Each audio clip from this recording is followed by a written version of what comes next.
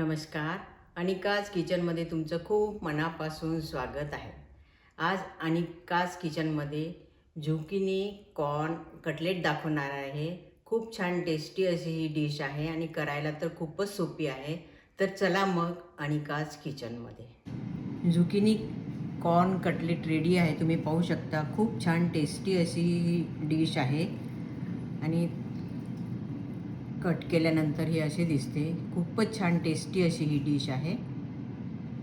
Zucchini corn cutlet बनवण्यासाठी एक medium साईजचा कांदा, मीडियम साईजचा बटाटा आणि एक स्वीट कॉर्न घेतला आहे, एक गाजर आणि ही झुकिनी घेतली आहे. ही झुकिनी आहे, याची साल न काढताच आपल्याला ही किसून घ्यायची आहे आणि तसंच गाजर पण किसून घ्यायचं आहे. हा स्वीट कॉर्न एक घेतलेला आहे आणि ही झुकिनी किसून घेतलेली आहे. हे आपल्याला पूर्ण याचं पाणी पिळून काढायचं आहे.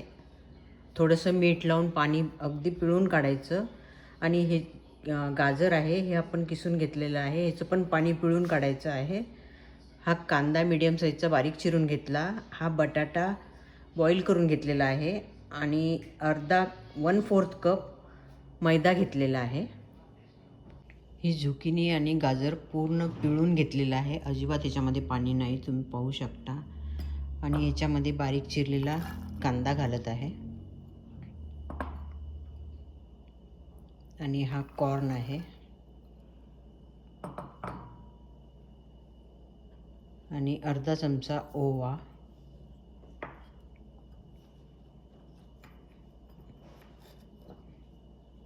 पाव चमचा हा चाट मसाला आहे आणि पाव चमचा जीरा पूड, अर्धा चमचा धना पूड आणि चवीनुसार मीठ घालायचं आहे. अर्धा चमचा तिखट आणि 1/4 कप मैदा घेतला आहे. हा मैदा घालून घ्यायचा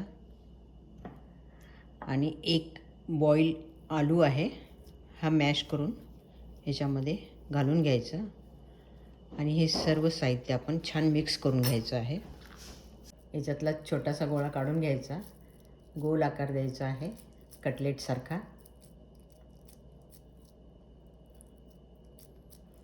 नंतर हा बारीक रवा घेतला आहे, ह्या रव्यामध्ये आपण घोळून घेऊ.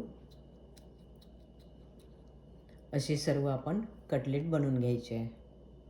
हे कटलेट आपण एअर फ्राय रेसिपी करणार आहे. 350 फॅरेनहाईटवर प्रीहीट करत आहे. आता प्रीहीट झालेला आहे. त्याच्यामध्ये हा बटर पेपर टाकून घ्यायचा आणि याच्यावर थोडंसं आपण तेलाचा स्प्रे मारून घेऊ, म्हणजे चिपकणार नाही.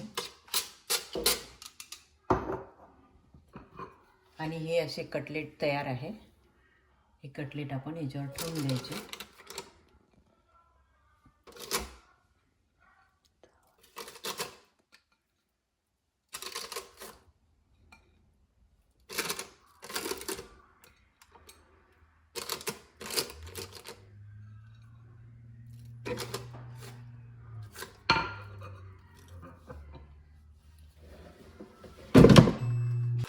आता आपण याला पलटून घेऊ.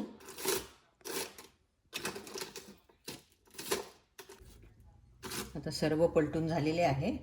परत ह्याच्यावर सर्वांवर तेलाचा स्प्रे करायचा आहे. नंतर एक 5 ते 6 मिनिट एअर फ्राय करायचं. आता हे चेक करू आपण झाले आहे का. मस्त असे खरपूस भाजले आहे, तुम्ही पाहू शकता. कटलेट रेडी आहे, तुम्ही पाहू शकता. कढीपत्त्याची चटणी आणि सॉससोबत सर्व केलेलं आहे. खूप छान टेस्टी अशी डिश आहे.